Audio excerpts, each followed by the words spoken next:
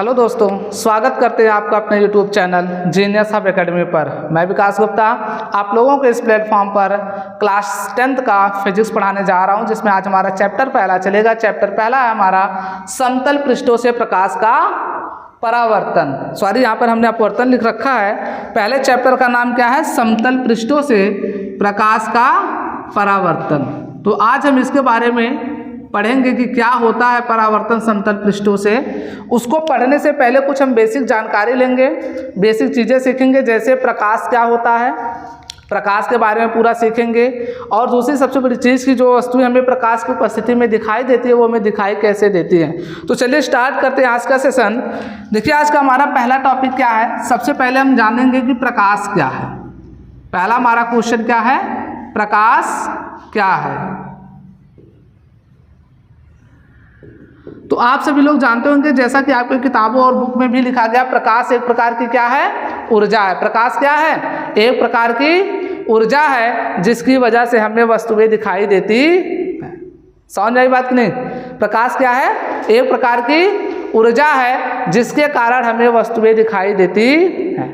अब बात आई हमें ये वस्तुएं दिखाई क्यों देती। तो मैं यहाँ पे लिख दे रहा हूँ प्रकाश क्या है। तो हम कहेंगे प्रकाश एक प्रकार की ऊर्जा है। क्या है? प्रकाश एक प्रकार की ऊर्जा है। प्रकाश एक प्रकार की ऊर्जा है जिससे हमें वस्तुएं दिखाई देती हैं, जिससे हमें वस्तुएं दिखाई देती हैं। ठीक है, अब इसके बारे में स्टडी करते हैं कि कोई अगर प्रकाश एक प्रकार की ऊर्जा जिससे हमें वस्तुएं दिखाई देती है तो ये वस्तुएं हमें दिखाई कैसे देती हैं। तो सबसे पहली बात हम आपको बता दूं, देखने के लिए आपके लिए ज़रूरत क्या क्या है। तो समझिए, कोई वस्तु अगर आपको देखना है तो सबसे पहले क्या होना चाहिए? वहाँ पे प्रकाश होना चाहिए। क्या होना चाहिए? दूसरी सबसे बड़ी बात क्या है? जिस वस्तु को देखना है वो वस्तु भी आपके पास होनी चाहिए। तीसरा बेटा क्या है आपका कि अगर प्रकाश है, जिस वस्तु को देखना वो वस्तु भी है। तीसरी चीजें क्या होनी चाहिए? आंखें भी होनी चाहिए। ये तीन चीजें कंपलसरी है आपको किसी वस्तु के देखने के लिए। अगर इनमें से कोई भी एक वस्तु नहीं है तो आप उस चीज को देख नहीं पाएंगे। क्लियर है बात यहाँ पे? अच्छा, इसके साथ साथ और भी एक चीज हमें जानकारी रखनी है। क्या ये तीनों वस्तु है, आपके पास आंखें भी है, वस्तु है। मान लो मैं कह दूं यहाँ से बाहर सड़क पर क्या है, तो आप बता पाओगे? क्या आपके पास आंखें नहीं है? क्या वो वस्तु नहीं है? क्या प्रकाश नहीं है? लेकिन फिर भी देख नहीं पा रहे हो। क्यों भैया? इसके पीछे समझो। देखो, वस्तुएं हमें कैसे दिखाई देती है। देखो, कोई भी मान लो हमारे पास ये वस्तु है। क्या है ये हमारे पास? मान लो ये कोई व्यक्ति खड़ा था, समझ लेते हैं ना, कोई चिंटू उंटू लाल रहे होंगे। ये व्यक्ति को हमें देखना है और ठहरे हम यहाँ से इन्हें देख रहे हैं अपनी आंखों से। इन्हें हम अपनी आंखों से यहाँ से देख रहे हैं। तो देखने का कंडीशन क्या है, इस बात को समझना। अगर हमें इस चिंटू लाल को देखना है तो समझना सबसे पहली बात, देखो चिंटू लाल को देखने के लिए या किसी भी चीज़ को देखने के लिए हमारे पास ज़रूरत क्या थी बेटा? प्रकाश थी, वस्तु और आंखें। तो आंखें भी है, वस्तु भी। अभी प्रकाश नहीं है तो पहले हम यहाँ मान लीजिए बना ले रहे हैं क्या? प्रकाश। और ये प्रकाश कहाँ से आ रहा है बेटा? सन से, सूर्य से। तो क्या होगा? सूर्य से प्रकाश किरणें कहाँ आएंगी? चिंटू लाल पर। किस पे आएंगी?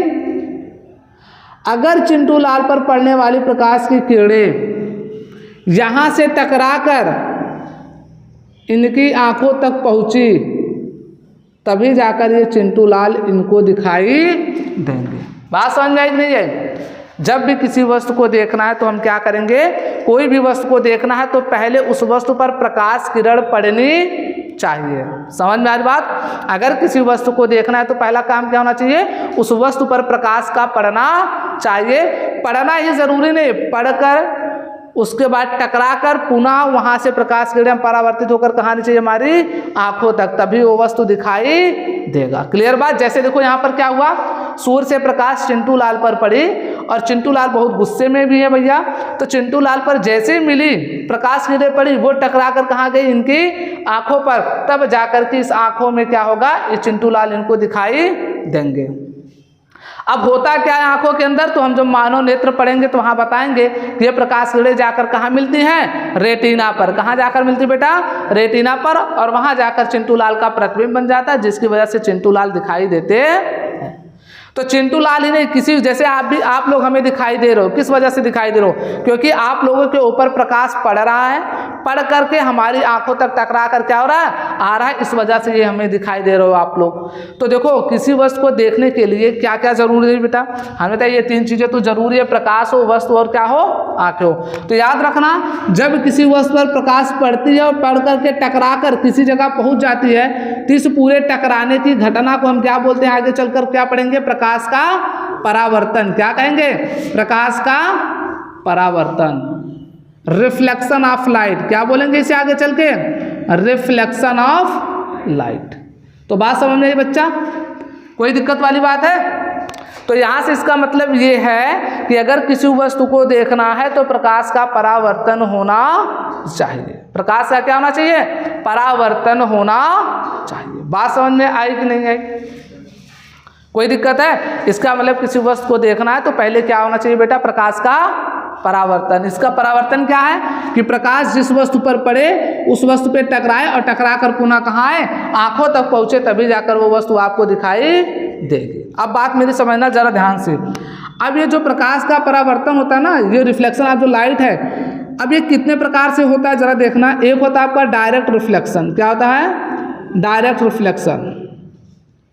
एक क्या होता है आपका, डायरेक्ट रिफ्लेक्शन, और दूसरा होता है आपका इनडायरेक्ट। क्या होता है, इनडायरेक्ट रिफ्लेक्शन।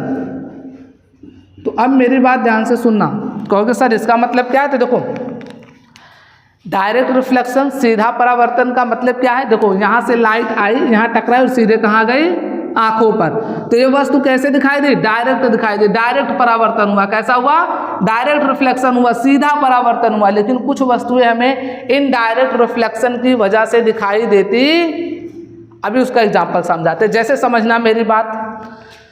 अब ऐसे में मान लो कि हमारे पास कौन है, इधर हम मान ले, फिर मान लो हमारे पास ये कौन हो गए, कौन भैया ये, हाँ ये चिंटू लाल आ गए फिर भैया, ठीक है ना। अब ये चिंटू लाल है। अब चिंटू लाल खड़े हैं रात के अंधेरे में। उस समय समझ लो कि आपका ये चंद्रमा निकला हुआ है, उस समय की ये कहानी है। और बैठे यहाँ पर एक और महाशय बैठे हुए हैं, जरा ध्यान से समझना, है ना। इनकी नाकें के भाई समझ लेना, है ना। ये मान लो चलो ये चिंटू लाल हो गए, तो ये कौन है, चलो मिंटू लाल मान लेते हैं इनको भैया, ये मिंटू लाल है। अब रहा ठहरा रात का समय। कब का समय, रात का। तो रात में बताओ कौन होगा, मून होगा, चांद होगा कि नहीं। क्या मून के पास खुद की लाइट होती है, नहीं होती है। अब लेकिन होगा क्या, ये मून पाएगा कहाँ से बेटा, सन से। तो देखो होगा क्या, इस बात को समझना। अब सन से प्रकाश आएगी कहाँ पर, मून से टकराएगी। अब मून से टकरा कर कहाँ आएगी, चिंटू लाल पे प्रकाश पड़ेगी कि नहीं पड़ेगी। अब जब ये प्रकाश चिंटू लाल पर पड़े तो चिंटू लाल से टकरा कर ये चली आई कहाँ, मिंटू लाल के ऊपर। कहाँ गई बेटा, बात समझ में आई कि नहीं आई, कहाँ चली आई। अब जा करके ये मिंटू लाल को कौन दिखाई दे रहे हैं, चिंटू लाल। क्या ये डायरेक्ट रिफ्लेक्शन हुआ है, नहीं, ये कैसा है, इनडायरेक्ट रिफ्लेक्शन है। कैसा ये, तो पहले लाइट कहाँ से आई, सूर्य से। सूर्य से कहाँ आई, चंद्रमा पर। चंद्रमा से कहाँ आई, चिंटू लाल पर पड़ी। चिंटू लाल से टकरा कर फिर कहाँ आई, मिंटू लाल के पास, जिसके फलस्वरूप ये चिंटू लाल मिंटू लाल को दिखाई दिए। इसका मतलब अपनी बार जो चिंटू लाल दिखाई दिए वो डायरेक्ट रिफ्लेक्शन से नहीं, कहाँ, इनडायरेक्ट रिफ्लेक्शन से। बात समझ में आई कि नहीं आई, समझ में आया नहीं आया। तो इसका मतलब क्या है, ये जो परावर्तन हो रहा है, तो परावर्तन की ही वजह से हमें दिखाई देती है वस्तु। अगर परावर्तन ना तो वस्तु दिखाई। आपने कभी कांच देखा है ना, एकदम पानी वाला कांच जानते हो, उसको उठा करके हवा में रख दो या कहीं रख दो, उससे लाइट मारो तो वो दिखाई आपको नहीं देती है। देती है क्या, अभी कांच को पानी में ले जाकर रख दो तो वो आपको दिखाई नहीं देती। तो ये सारी रीजंस है प्रकाश का परावर्तन होना जरूरी। अपवर्तन से भी हमें वस्तुएं दिखाई देती है, ऐसा नहीं कि अपवर्तन से वस्तुएं में नहीं दिखाई देती, लेकिन वो पढ़ेंगे कहाँ, प्रकाश के अपवर्तन में। लेकिन याद रखना प्रकाश के परावर्तन से ही हमें वस्तुएं दिखाई देती। और कौन सी वस्तुएं, जितनी अपारदर्शी वस्तुएं होती है, जैसे ये सब क्या है, अपारदर्शी वस्तुएं, ये सब क्या है, अपारदर्शी वस्तुओं को देखना है तो सबसे पहले क्या करना पड़ेगा आपको, प्रकाश का परावर्तन होना जरूरी है। क्लियर बात है, यहाँ पे कोई दिक्कत है तो बताओ। तो हमने देखा प्रकाश के परावर्तन के कारण दिखाई देती है वस्तुएं, और प्रकाश का परावर्तन दो टाइप्स हो सकता है डायरेक्ट रिफ्लेक्शन हो या तो इनडायरेक्ट। डायरेक्ट रिफ्लेक्शन में क्या होता है, प्रकाश सीधे वस्तु पर पड़ते और टकरा कर हमारी आंखों तक आते हैं। लेकिन इनडायरेक्ट रिफ्लेक्शन में प्रकाश सीधे वस्तु पर नहीं पड़ती है, प्रकाश पहले किसी और पर पड़ेगी, फिर वस्तु पर पड़ेगी, तब वस्तु हमारी आंखों पर आएगी वस्तु से टकरा कर। समझ में आई बात है कि नहीं, तो ये बात समझ में आया। अच्छा देखो, वस्तु को देखने के लिए क्या चाहिए, हमें प्रकाश चाहिए। अब होता है बच्चा, प्रकाश आएगा कहाँ से, क्या आएगा, प्रकाश आएगा कहाँ से, तो इसी को देख करके आगे एक चीज बनाई गई, प्रकाश स्रोत। क्या बनाया गया, प्रकाश स्रोत। जैसे आपके घर में पैसे आने का स्रोत कौन है, तो कहोगे सर पापा है, पापा से ही तो पैसे आते हैं ना। ऐसे प्रकाश कहाँ से आता है, जहाँ से आएगा उसे हम क्या कह देंगे, वो प्रकाश स्रोत है। क्या है वो, प्रकाश स्रोत। तो अब प्रकाश स्रोत को देखा गया। देखो क्या है ना, जैसे क्या आपके पापा अगर मान लो गवर्नमेंट जॉब कर रहे होंगे, सरकारी नौकरी अगर कर रहे हैं, तो क्या होगा, क्या आपके पापा के पास अपने खुद का पैसा है, सरकार देती है, और सरकार के पास अपना खुद का पैसा है, सरकार के पास अपना खुद का पैसा। इसका मतलब क्या हुआ, कुछ स्रोत ऐसे हैं जो दूसरों पर निर्भर हैं, और कुछ स्रोत ऐसे जो किसी के ऊपर निर्भर नहीं है। तो इसी प्रकार से प्रकाश स्रोत भी है, कुछ प्रकाश स्रोत ऐसे हैं जो दूसरों पर निर्भर करते हैं, और कुछ प्रकाश स्रोत ऐसे हैं जो किसी पर निर्भर नहीं करते हैं। इन्हीं आधार पर देख करके प्रकाश स्रोत को बेटा दो भागों में बांटा गया। एक है आपका दीप्त प्रकाश स्रोत, क्या है, दीप्त प्रकाश स्रोत, और दूसरा बेटा आपका क्या है, अदीप्त प्रकाश स्रोत। इंग्लिश में इसे कहते हैं luminous source of light, source of, और इसे क्या कहते हैं, इसे क्या कहते हैं, non luminous source of light. तो बेटा ये दो प्रकार के आपके क्या होते हैं, दो प्रकार के आपके क्या होते हैं, ये दीप्त प्रकाश स्रोत और अदीप्त प्रकाश स्रोत। मतलब प्रकाश स्रोत आपके कितने प्रकार के हो गए, दो प्रकार के। एक आपका कौन सा है, दीप्त प्रकाश स्रोत, और एक क्या हमारे पास, अदीप्त। अब बात जान लो, यहीं पे समझा दे रहा हूँ, लिखवा नहीं रहा हूँ, समझ लीजिएगा। दीप्त प्रकाश स्रोत क्या होते हैं, जिसके पास खुद की लाइट होती है, खुद का प्रकाश हो। क्या हो बेटा, खुद का प्रकाश हो, उसे हम क्या कहते हैं, दीप्त प्रकाश स्रोत। क्या कहते हैं, दीप्त प्रकाश स्रोत। और जिसके पास खुद का प्रकाश ना हो, खुद का प्रकाश ना हो, उसे हम क्या कहते हैं बेटा, अदीप्त प्रकाश स्रोत। इसका मतलब क्या है, अदीप्त प्रकाश स्रोत ऐसे प्रकाश स्रोत होते हैं जिनके पास स्वयं का प्रकाश नहीं होता, बल्कि वो दूसरे के प्रकाश से प्रकाशित होते हैं। और दीप्त प्रकाश स्रोत वे प्रकाश स्रोत होते हैं जो इसके पास स्वयं का प्रकाश होता है। जैसे फॉर एग्जाम्पल अगर मैं बात करूं, दीप्त प्रकाश स्रोत में कौन कौन आ जाएगा बेटा, तो कहोगे बेटा कैंडल मतलब मोमबत्ती, कैंडल मतलब मोमबत्ती, और क्या हो गया बेटा, सूर्य हो गए, सूर्य, और क्या हो गया, तारा हो गया, और क्या हो गया बेटा, तो आप कहोगे सर मोमबत्ती, सूर्य, तारा, टॉर्च है ना, बल्ब, ये सब क्या है, इनके पास क्या है बेटा, खुद का प्रकाश है, इन्हें किसी और से प्रकाश लेने की जरूरत नहीं है। जबकि बात करें अदीप्त प्रकाश स्रोत में, इसमें कौन कौन आता है, तो बेटा सबसे पहले आ गए चंद्रमा जी, इनके पास खुद का लाइट नहीं होता, ये कहाँ से लाइट लेते हैं, तो ये सूर्य से लाइट प्राप्त करते हैं। और क्या हो गया आपका, आपका कांच हो गया, क्या हो गया, कांच। आप लोगों ने बहुत बचपन में देखा होगा, क्या करते थे, सूर्य की रोशनी में आप शीशा ऐसे रखते थे और चमकाते थे एक दूसरे के घर। अगर वो सूर्य का प्रकाश नहीं होता, वो शीशा के पास प्रकाश आता नहीं आता। इसका मतलब वो सूर्य के प्रकाश से प्रकाशित हुआ, इस वजह से कैसा है, आदीप्त प्रकाश स्रोत। जिसके पास स्वयं का प्रकाश नहीं होता वो कौन सा प्रकाश स्रोत कहलाता है बेटा, आदीप्त। और जिसके पास स्वयं का होता है उसे हम क्या कहते हैं, दीप्त प्रकाश स्रोत। बात समझ में आई। तो हमने देखा क्या है, प्रकाश क्या है बेटा, प्रकाश एक प्रकार की ऊर्जा जिससे हमें वस्तुएं दिखाई देती है। अब वस्तुएं में क्यों दिखाई देती है, देखने के लिए तीन चीजें चाहिए बेटा, प्रकाश चाहिए, वस्तु चाहिए और आंखें।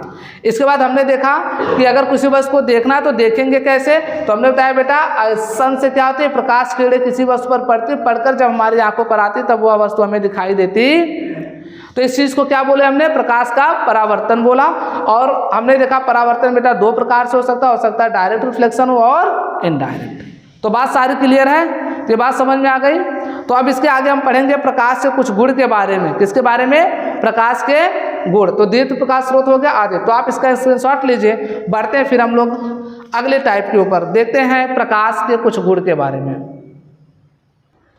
तो आई होप आप लोगों ने नोट कर लिया होगा। चलिए पढ़ते देखते हैं प्रकाश का गुण क्या होता है। तो स्टार्ट करते हैं प्रॉपर्टीज ऑफ लाइट से, प्रकाश का गुण। प्रकाश का गुण पढ़ेंगे सबसे पहले हम लोग। इंग्लिश में कहते हैं बेटा इसे properties of light, properties of light. इसके बारे में हम लोग स्टडी करते हैं। पहला क्या है प्रकाश का गुण में, तो पहला है प्रकाश स्वयं अदृश्य होता है। क्या है, प्रकाश स्वयं अदृश्य होता है, प्रकाश स्वयं अदृश्य होता है, परंतु इसकी उपस्थिति में वस्तुएं दिखाई देती हैं। इसका मतलब क्या है, इसका मतलब क्या आपने अभी तक प्रकाश को देखा है, नहीं देखा है, परंतु इसकी उपस्थिति में हम लोग क्या करते हैं, सारी वस्तु को देख लेते हैं। बात समझ में नहीं है। और प्रकाश का रंग कैसा होता है, तो बेटा वो सफ़ेद कलर का होता है। कैसा होता है, वाइट कलर का होता है प्रकाश हमारा। तो यहाँ पर आने के बाद वो येलो कलर दिखाई देता है। क्यों दिखाई देता है, कैसे, वो सारी बातें हम लोग करेंगे। तो पहली बात क्या है, प्रकाश स्वयं अदृश्य होता है, मतलब प्रकाश खुद दिखाई नहीं देता, लेकिन इसकी उपस्थिति के कारण हमें सभी वस्तुएं दिखाई देती हैं। अगली पॉइंट क्या है, अगला पॉइंट है प्रकाश वैद्युत चुंबकीय तरंगों के रूप में गमन करता है। वैद्युत चुंबकीय तरंगों के रूप में गमन करता है। प्रकाश किसमें चलता है, वैद्युत चुंबकीय तरंगों के रूप, इंग्लिश में कहते हैं इलेक्ट्रोमैग्नेटिक वेव। इलेक्ट्रोमैग्नेटिक वेव के रूप में चलता है प्रकाश, वैद्युत चुंबकीय तरंगों के रूप में चलता है। जो ये प्रकाश आती है, ये माना गया है किस रूप में आती है, तभी तो। अगर वैद्युत रूप में नहीं चलती तो बताओ इसको हम लोग क्या करते हैं, प्रकाश को किस में कन्वर्ट करते हैं बेटा, इलेक्ट्रिकल एनर्जी में करते हैं कि नहीं करते हम लोग, वैद्युत ऊर्जा में कन्वर्ट करते हैं कि नहीं करते हैं। और ये माना गया कि जो प्रकाश है आपका किस रूप में चलता है, तरंग के रूप में चलता है। किस रूप में, तरंग के रूप में चलता है। वो भी कौन सा तरंग, वैद्युत चुंबकीय तरंगों के रूप में चलता है। क्लियर बात यहाँ पे। इसके बारे में डिटेल स्टडी करोगे, यहाँ पे नहीं कि लाइट जो है आपका क्या नाम डुअल नेचर का होता है। डुअल नेचर मतलब वो आगे पढ़ाया जाएगा। अभी इतना जान लो किस रूप में चलता है, वैद्युत चुंबकीय तरंगों के रूप में चलता। तीसरी बात क्या, सबसे इंपॉर्टेंट बात, प्रकाश सीधी रेखा में गमन करता है। प्रकाश सीधी रेखा में गमन करता है। मतलब क्या है, प्रकाश हमेशा किस रेखा में चलता है बेटा, बिल्कुल सीधी रेखा में। आपने रात में क्या किया होगा, लाइट को जलाया होगा। जब लाइट को ऐसे ऐसे करते तो क्या वो टेढ़ा मेढ़ा चलता है, कभी नहीं। तो प्रकाश का ये गुण है कि वो किस रेखा में चलता है, बिल्कुल स्ट्रेट लाइन में चलता है, सीधी रेखा में चलता है। क्लियर बात यहाँ पे। अगला गुण क्या है, चौथा है प्रकाश का चाल। प्रकाश का चाल या वेग 3×10⁸ मीटर प्रति सेकंड होती है। जो प्रकाश की चाल है बेटा वो कितनी होती है, 3×10⁸ मीटर प्रति सेकंड होती है। अब देखो बात हम लोग चाल या वेग, जबकि आप क्लास 9 में पढ़े होंगे चाल और वेग में क्या होता है बेटा, अंतर होता है। लेकिन यहाँ पर फिर क्यों कहा जा रहा है प्रकाश का चाल या वेग 3 × 10⁸ मीटर/सेकंड होता है? तो बेटा इसके पीछे रीजन है, जरा समझ लो, मैं यहीं पे बता देता हूँ। चाल बराबर आपने क्या पढ़ा है? चाल बराबर बेटा होता है दूरी बटे समय, और वेग बराबर क्या होता है? विस्थापन बटे समय। अब एक बात बताओ, अगर चाल और वेग को बराबर करना है तो देखो दूरी और विस्थापन क्या होना चाहिए? बराबर होना चाहिए, क्योंकि समय तो दोनों में बराबर है, लेकिन विस्थापन और दूरी आपस में क्या होना चाहिए? बराबर होने चाहिए। अब विस्थापन क्या होता है? तो विस्थापन किन्हीं दो बिंदुओं के बीच की सबसे न्यूनतम दूरी कहलाती है क्या? विस्थापन। और दूरी क्या होती है? एक बिंदु से दूसरे बिंदु तक चली गई पथ की लंबाई क्या कहलाती है बेटा? दूरी कहलाती है। सपोज करो मैं जब पढ़ाया था क्लास 9th में, तो ये बात बताई गई है कि दूरी और विस्थापन, दूरी तथा विस्थापन ये दोनों कब बराबर होते हैं? तो हमने बताया था कि दूरी और विस्थापन तब बराबर होंगे जब वस्तु कब चलेगा? किसमें? सीधी रेखा में गति करेगा। जब वस्तु क्या करेगा? सीधी रेखा में गति करेगा, तो उस समय दूरी तथा विस्थापन दोनों क्या होंगे? बराबर होंगे। जैसे मान लो एक कोई ये बिंदु ए है, बिंदु ए से बिंदु बी तक सीधी रेखा में गया, तो बताओ यही तो दूरी भी होगी और यही, इसका मतलब क्या है? अगर चाल और वेग बराबर करना है तो दूरी और विस्थापन बराबर करना होगा, और दूरी और विस्थापन तभी बराबर हो सकते हैं जब वस्तु कहाँ चले? सीधी रेखा में। और प्रकाश, आपको पता है प्रकाश का गुण क्या है? प्रकाश वह सीधी रेखा में गमन करता है। इसकी वजह से बेटा सीधी रेखा में गमन करने की वजह से जो दूरी होती है वही क्या हो जाता है? विस्थापन। जब दूरी और विस्थापन दोनों बराबर हो जाते हैं तो बेटा यहाँ से चाल और वेग भी दोनों आपस में क्या हो जाते हैं? बराबर। इसी वजह से हम यहाँ पर कहते हैं प्रकाश का चाल या वेग 3 × 10⁸ मीटर/सेकंड होता है। क्लियर बात यहाँ पे? तो ये बात आप याद रखिएगा। तो चलिए अब आगे देखते हैं अगला गुण। अगला गुण क्या है अपना? अगला गुण देखते हैं हम लोग। अगला जो हमारे पास गुण क्या है कि जो आपका प्रकाश होता है, प्रकाश पारदर्शी माध्यम से आर पार हो जाता है। प्रकाश पारदर्शी माध्यम से आर पार हो जाता है, जबकि अपारदर्शी माध्यम से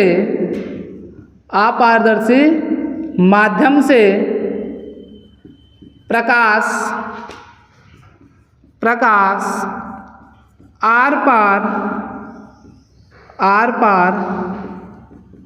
नहीं हो पाता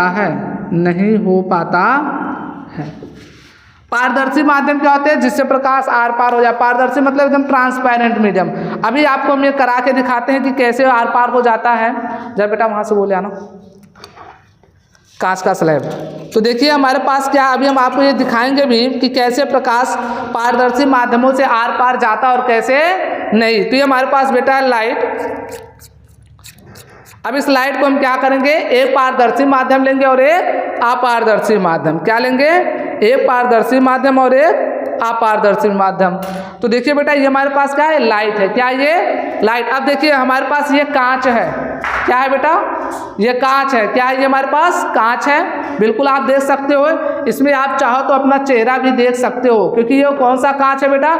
जो आप अपने घरों में बाल उलझाते हो, जिसमें अपना चेहरा देखते हो, ये वही कांच है। और इसके पीछे देखो ये पॉलिश लगा हुआ है। क्या लगा हुआ है?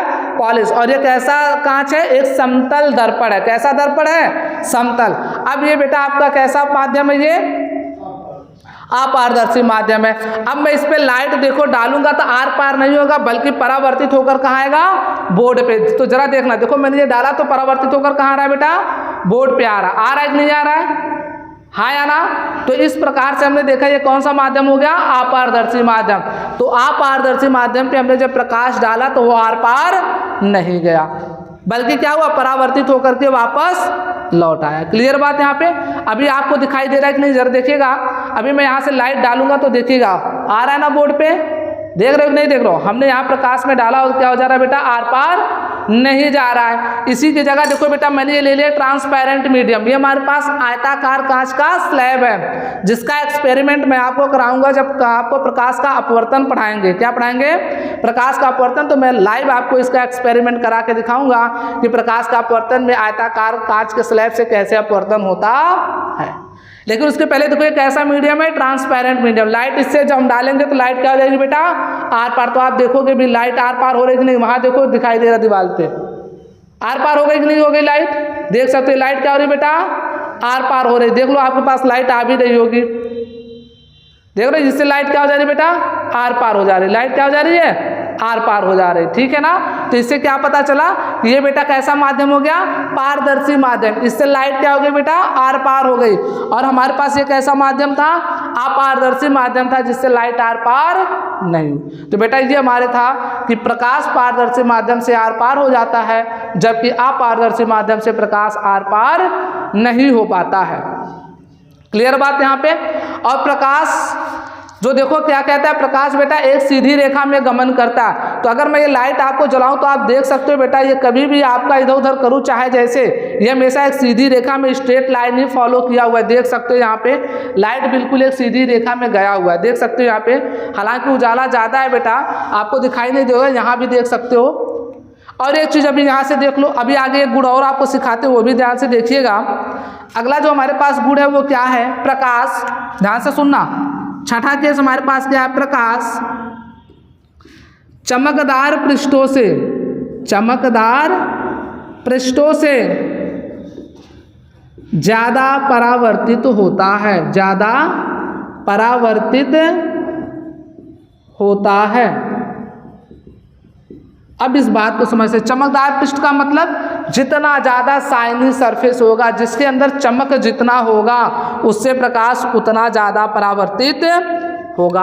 अब देखिए ये जो हमारे पास कांच है बेटा, क्या है ये? कांच। अब ये कांच बहुत ही शाइनी सरफेस है, बहुत ही चमकदार। जब मैं इस पे लाइट डालूंगा इससे लाइट क्या हो जाएगी? बहुत ज़्यादा परावर्तित होगी। देखो यहाँ पे मैंने डाला तो क्या हो गया? परावर्तित हो रहा है। या ऐसे देखो मैं इस पे डालूंगा तो बहुत अधिक मात्रा में परावर्तित। यहाँ से देख लो ऐसे, यहाँ पर देखो मैं अगर मैं लाइट डालूं तो देखना बेटा यहाँ पे देख लो सारे के सारे परावर्तित हो जा रहे हैं। लेकिन अगर इसकी जगह, अगर बेटा मैं इसकी जगह दूसरा चीज़ रख दूं, जैसे फॉर एग्जांपल मान लो चमकदार पृष्ठ ना रखूं, यहाँ तो अभी फिलहाल आपको दिखाई नहीं दे रहा कुछ। अच्छा इसी बोर्ड को देख लो बेटा, बोर्ड से उतना परावर्तित नहीं होगा। दीवार देखो शाइनी सरफेस नहीं है, दीवार अगर देखा जाए तो इतना शाइनी सरफेस नहीं है, देखो इससे उतना परावर्तित नहीं हो रहा है। ठीक है ना? लेकिन अगर चमकदार पृष्ठ से दिखाऊं आपको, यहाँ देख सकते हो इससे प्रकाश बहुत ज़्यादा मात्रा में परावर्तित हो जाता है। वहाँ देखो वहाँ तक जा रहा है। तो ये चमकदार पृष्ठ है। कैसा पृष्ठ है बेटा? ये चमकदार। देखो यहाँ पे बहुत ही कम है, इसका मतलब पूरा क्या हो गया? परावर्तित हो गया। यहाँ पर जितना ज़्यादा प्रकाश आएगा इसका मतलब वो परावर्तित नहीं हुआ, सारा यहीं का यहीं आ गया। लेकिन जब मैं इस पर डालता हूँ तो देखो बहुत थोड़ा सा है ना, बाकी सारा क्या हो गया? परावर्तित हो गया। और अगर मैं इसकी जगह दूसरा कुछ रख दूँ, मान लो हमारे पास ये है, इससे देखो तो यहाँ देखो परावर्तित हो ही नहीं रहा है, देख लो पूरा वहीं क्या वहीं लग गया। तो याद रखना चमकदार पृष्ठों से बेटा प्रकाश का परावर्तन ज़्यादा होता, जबकि चमकदार पृष्ठ अगर नहीं होंगे तो प्रकाश का परावर्तन ज़्यादा नहीं होगा। तो फिलहाल अभी आगे देखते हैं और क्या क्या गुण है हमारे पास। तो और देखते हैं जरा, एक बात सबसे बड़ी बात और क्या है वो भी सीख लो। अगला गुण ये कहता है जब प्रकाश बेटा एक माध्यम से दूसरे माध्यम में जाता है, प्रकाश जब एक माध्यम से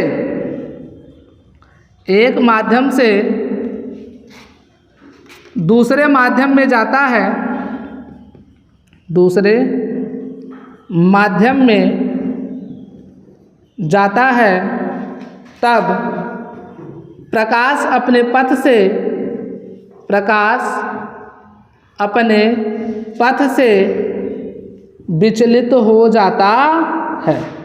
क्या हो जाता है? विचलित हो जाता है या विचलित होता है। इसका मतलब क्या? अब समझो माध्यम क्या है। तो माध्यम देखो प्रकाश के चलने के लिए माध्यम की वैसे ज़रूरत नहीं होती। एक गुण ये भी लिख लेना, प्रकाश को चलने के लिए माध्यम की ज़रूरत नहीं होती है। अगला गुण यहीं पे मैं लिख दे रहा हूँ, कितने हो गए? 6, 7, 8, ये 8वां है। प्रकाश को चलने के लिए प्रकाश को चलने के लिए माध्यम की आवश्यकता नहीं होती है, माध्यम की आवश्यकता नहीं होती है। इसका मतलब ये है कि यदि प्रकाश को कहीं चलना है तो उसके लिए ज़रूरी नहीं कहीं कुछ कोई माध्यम हो। माध्यम मतलब माध्यम जैसे हवा है। अभी आवाज़, साउंड जानते हो ना, साउंड को प्रोपेगेट करने के लिए, साउंड को चलने के लिए, ध्वनि को चलने के लिए कैसा माध्यम चाहिए? हवा चाहिए। क्या चाहिए? हवा चाहिए। बिना हवा के जो मेरी आवाज़ आप तक जा रही है, अगर यहीं पे मैं वैक्यूम क्रिएट कर दूं, निर्वात कर दूं, तो मेरी हवा आपके पास तक नहीं जा सकती।